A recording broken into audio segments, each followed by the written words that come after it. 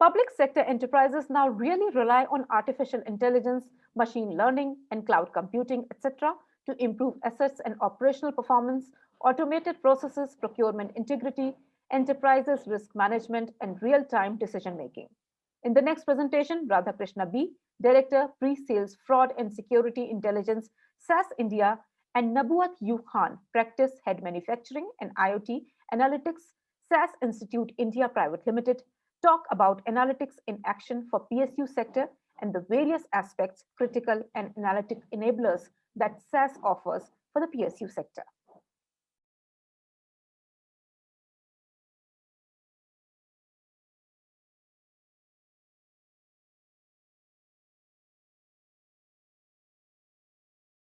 Hello, gentlemen. This is a session from SAS where we will talk about the analytics in action for PSU sectors. Today, we've got Nabauth and Radhakrishna from SAS, who will be specifically talking about the various aspects and the various critical analytical enablers that we offer out there in the market for PSU sector. Having said that, quickly jumping on to what's the buzzword out there in the market today, right? When we talk about the buzzwords that we've been hearing in the ENU space is on sustainability and resilience. And when we talk about sustainability and resilience, there are a few of the enablers that have become pretty evident out there in the market today, which is aligned towards artificial intelligence, automated processes. People talk about cloud computing, and people also talk about real-time decisioning. So when these enablers are widely open and available out there in the market, what exactly is SAS offering in this space is something that we'll quickly take a look at before we jump onto the overall aspects of the benefits that SAS gets onto the table. Now, here are a list of use cases and a list of solutions that SAS has to offer, right? And again, today, for the sake of energy and utilities clientele base, we are going to focus on the top 5 aspects of asset and operation performance, demand and energy forecasting. We're going to talk about procurement integrity, enterprise risk management, revenue assurance, and a couple of other critical aspects of what the platform in general gives out to our esteemed clients, right? While I'll be covering 2 specific aspects before I hand over the session to Radhakrishna, my colleague, who will be talking about the other 3, which is the procurement integrity, enterprise risk management, and the revenue assurance aspects. Now, having said that, what exactly are we getting, right? What are we delivering to our key clients? When in terms of the outcomes, when we talk about the outcomes, by leveraging these available solutions that are readily available for us to go ahead and deploy at our clientele base, we commit a certain outcomes, and these outcomes are aligned towards the efficiency and effectiveness. It talks about the increasing of revenue for the clientele, and it also talks about how do we enhance and ensure that the customers are pretty much satisfied, and also increasing the overall share value for the investors. In addition to that, we are also aligning towards ensuring that we meet all these safety and standard regulations, which are evident across ENU, right? So those are the critical aspects. Now here, having said that, jumping straight into the asset and operation performance across the energy and utilities. Now I wanted to take this 2 minutes here where I want to quickly walk the team through in terms of a small demo, which can show us to what is the power of SAS, what is the power of analytics that we actually get onto the table. So here on the screen, you see one of the recorded videos or recorded demos where we are talking about how can we look at the anomalies in series of turbo fans. So here is the overall screen that talks about looking at the performance of the turbo fans. Right now, looking at this, are we able to identify any sort of anomalies? I don't really think so.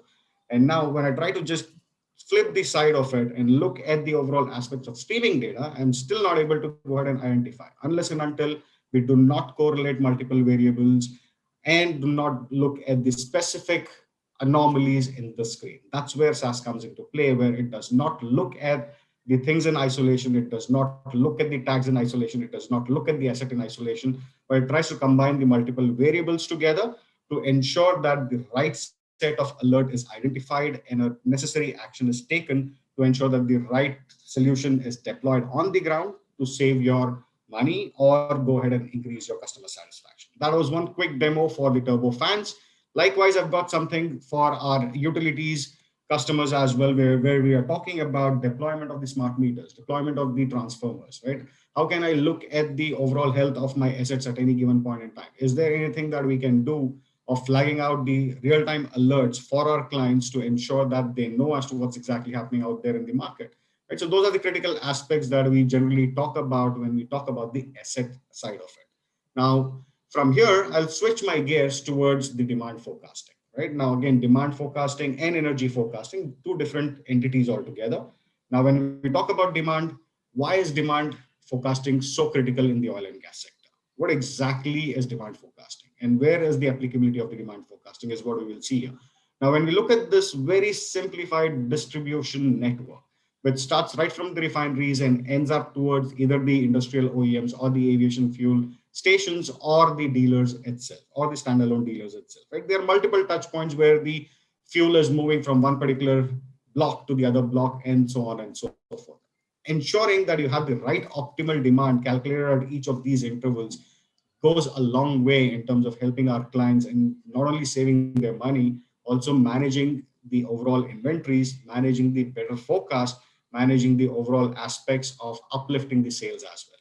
Now, when you're looking at this kind of a simplified network, right, when we take a larger queue and take a step back and look at the overall demand variability that it generates from one particular station to the other station, it's humongous. That's where the power of analytics and the power of SAS comes in, where we talk about going ahead and generating accurate, repeatable, and quantifiable and defendable forecast at any given point in time for any given level as well within the overall supply chain hierarchy, starting right from refinery down to the fuel station. And again, when we talk about this, they are predefined algorithms that are readily available, and that's exactly how we generate value for our clients. Now, why is the demand forecasting so critical? How does it impact my overall financial KPIs? It's something that we'll quickly take a look. So I've got two different hierarchical charts out here where we talk about revenue and margin on the other one side and the asset performance on the other side. When we look at the overall revenue and margin, the sales forecasting becomes really, really critical, which is what will help us improve the price optimization. And on the asset performance side, we are talking about the demand forecasting, which will help us reduce the overall cost that we are going to blow out in terms of selling our goods, right? So those are the critical financial KPIs that we need to be aware of. And lastly, we are talking about the industry best practices, right? And again, this particular slide comes in from our view in terms of collaborating with esteemed clients like you and a few of the global clients as well, where we've interacted with multiple clients to understand as to what was exactly happening in the past and what is exactly happening right now. IoT coming into play, this has become like pieces of puzzles which were laid around here and there within the organization are coming together right now and getting integrated, where everyone is getting one holistic view of a supply chain control tower, which is fueled by the various aspects of ensuring they not only look at the physical KPIs of financial metrics or not only about the customer demand or the satisfaction, they can go ahead and ensure that the entire ecosystem has one single view, including the right set of plans needed at each of these stages. Right? So those are a few of the industry best practices that I want to quickly talk about. Moving from there, I just want to quickly jump onto the energy forecasting bit, right? So previous slide, we spoke about the demand forecasting. Now we are switching gears from there to the energy forecasting section. Now, energy forecasting generally has two different aspects. One, you may either over forecast it or you may under forecast it. If you over forecast it, you tend to go ahead and generate a lot of energy, and then which ultimately you sell it out in the open market or the spot market. And when you under forecast it, you stand a chance to take a hit and an impact on your customer satisfaction and frequent power outages, or you may also have to pay out the regulatory penalties and so on and so forth. And in addition to that, you may have to purchase the power from the spot market, which is really, really tricky affair as well. Right now, this is our experience across the globe and working with multiple generation and distribution companies. We've come to a conclusion where we've seen this physically and practically from our eyes, where even 1% of uplift on my energy forecast can go ahead and help me and upwards of millions of dollars, right? So that's a quick view that I want to give. In addition to that, here are a few of the current stated know-hows of what's exactly happening out there in the market, right? And again, this is a consolidated list from our experience and interaction with various clients across nation and the global perspective as well, where there are a few of the challenges where the data is not enough, right? It is not, if it is enough, it is not exploited to the larger extent. There are new consumption profiles which are emerging on a daily basis. And there are very, very complex variables which we tend to miss out, which is not generated, or the data which is not generated in-house. There needs to be data which has to be acquired from the outside, and so on and so forth. So that's something which is currently happening. And what is it leading into? What are the consequences of that? Right? Multiple organizations are getting troubled with increasing trade risk. They are getting troubled with suboptimal decision-making mechanisms and tools and systems in place. They are not able to efficiently go ahead and forecast, right? And so on and so forth.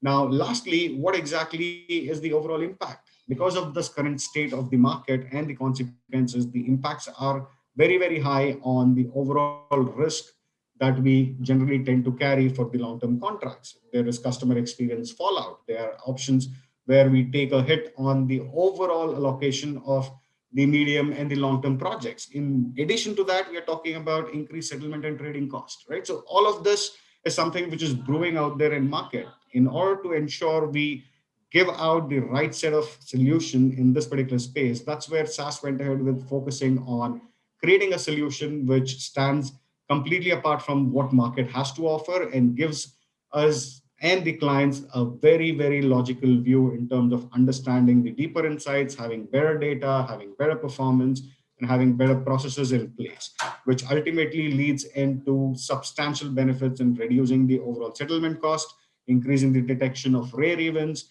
and then ensuring that the overall regulatory penalties are also taken care of. Thank you very much for the valuable insights on the continuous monitoring bit, Radha. Now, here is the quick view in terms of what is our presence across oil and gas.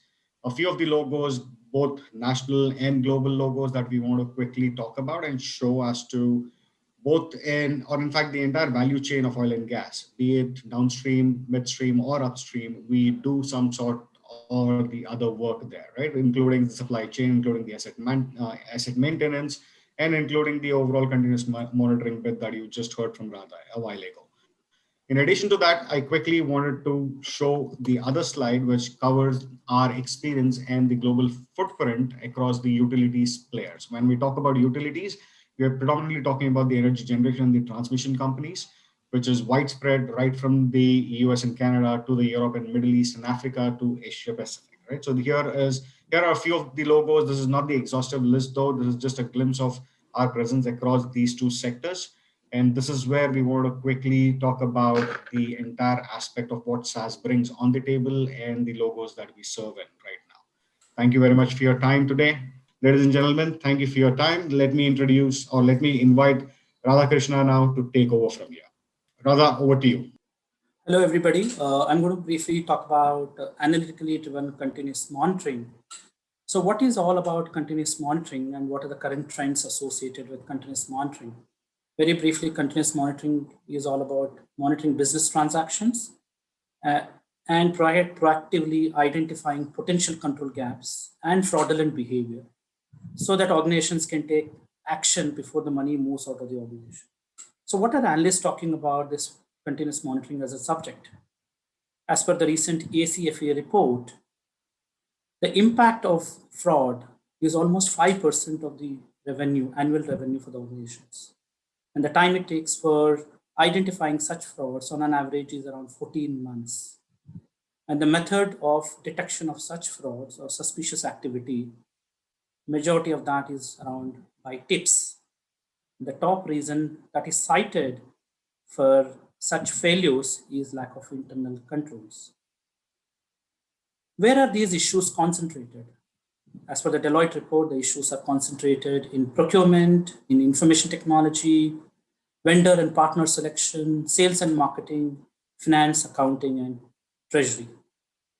So apart from the process losses, what we also see is that organizations have been fined heavily for regulatory breaches ranging in hundreds of millions of dollars. So what are the key issues inherent to the business? So as we have already seen, the issues are concentrated in revenue, finance, procurement, and compliance.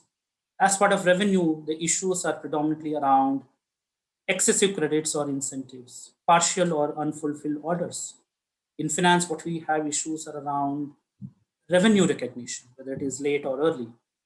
The issues could be around duplicate or split transactions.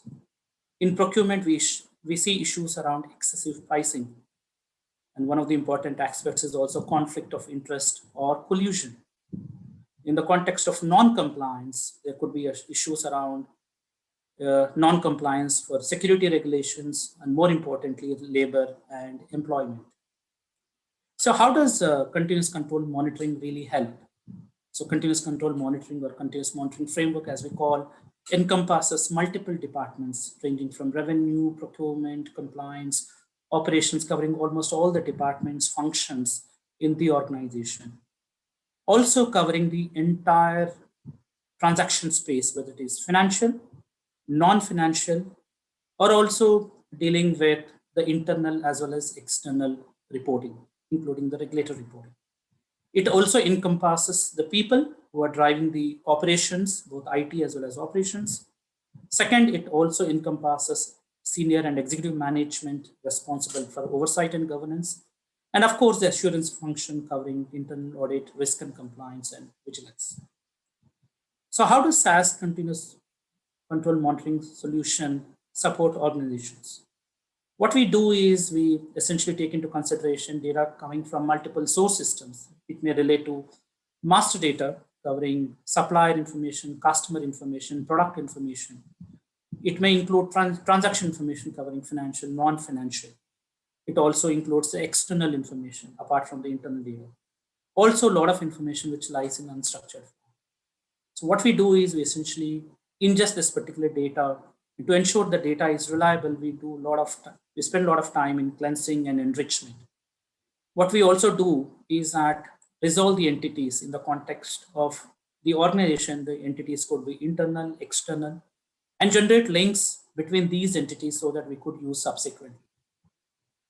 And create an intelligent repository. And this repository is applied with multiple techniques, what we call it as a hybrid approach, starting with business rules for known suspicious behaviors to dealing with unknown behaviors using anomaly detection, predictive modeling, network analysis, trying to identify suspicious linkages between various entities, and of course, dealing with unstructured data using text mining. All of these techniques essentially generate suspicious entities or suspicious transactions with the score associated with entities or transactions, which will be investigated, and the outcome of that investigations could be a true positive or a false positive, which flows back into the repository so that continuous learning is ensured. How does this look like in real life situation? So what you see here is a screen, an investigative user interface presented to the user with list of entities where each of these entities there are failed tests, how many tests have failed, how many alerts are generated, what is the alert score indicating the severity of that particular activity, what are the direct links in this particular activity, and how many entities are involved in activities associated with this particular group. Now, when we're talking about alerts, when we're talking about failed tests, what are those failed tests or alerts? All of them essentially are indicated here in terms of how many orders are below the threshold levels, how many invoices are generated over weekend or a public holiday, how many duplicate VAT numbers or GST numbers with different name, duplicate telephone with a different name. And each of these activities, alerts are associated with a score indicating the severity of the suspicious activity. In addition to this, what we also provide is the linkages between various entities, because in the life cycle of any activity in an organization, there are multiple internal as well as external entities. So understanding the linkages between these entities is very, very important to check whether there's any collusion happening. From the senior management perspective, management will be able to identify and monitor top risks across business risk, financial risk, or operational risk, and the specific issues across each of these categories, and also the value at risk covering for each of these issues what we have identified. So to just give you a case study, information on a case study on a large utility implementation, what we have done, covering more than 25,000 employees, what are the key issues what we have identified and how important were those issues? As what you see, there were more than 2,500 employees found with interest in outside entities, which could be suppliers. There's more than $300 million paid to suppliers known to be colluding with employees. The immediate benefit, what we've seen, is roughly 17 million relates to duplicate invoicing. And what we also saw is around $500 million was paid to suppliers without even receiving the actual goods. More interestingly, we found 25 ghost employees where salaries are being paid without employees being there. All in all, what we found is organizations which have deployed SAS continuous monitoring solution have realized benefits, have realized ROI multiple times the investment in the year one itself. And it also provided a lot of assurance to the top management and also assurance functions within the organization on the quality of operations and the risk that is being seen in the operations of that particular organization. Thank you very much for being part of this particular session. And for more information from our side, please visit our website, www.sas.com. Thank you very much.